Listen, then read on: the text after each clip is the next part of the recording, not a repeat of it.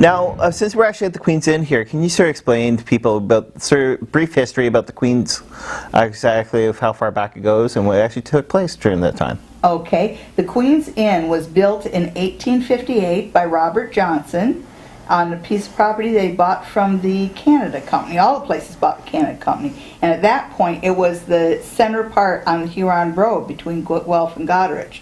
So everyone was encouraged to build places to make this a good stagecoach stop, right?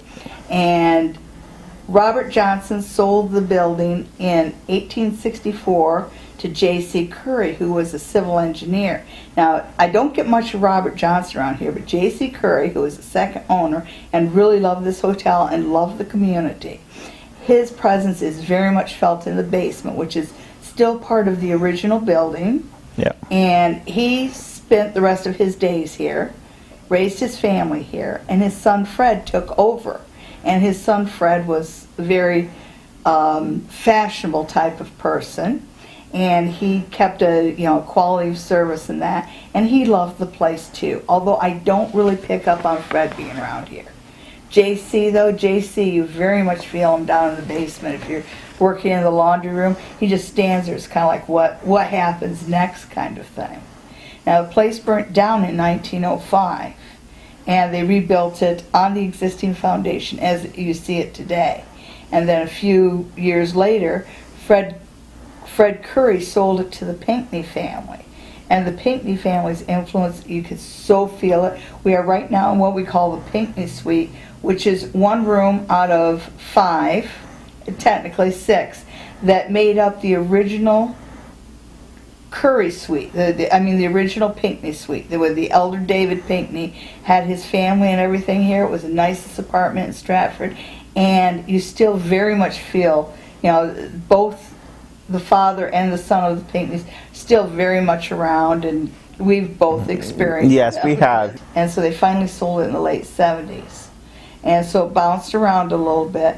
And when the Pinckneys were here, you didn't just get the Pinckneys. There was also Elsie Deal down in the dining room, and she was the general manager. And she was she was dining room manager. And she was what they would consider an old maid. She lived here, and she worked her days in the dining room, and she was very happy, and her spirit still occupies the dining room. So all my life I've been dealing with ghosts and spirit, so that's why they don't bother me. Yeah. I mean, they can annoy me and I can annoy them, but as far as being scared or anything like that, unless you're going to push me down on the floor.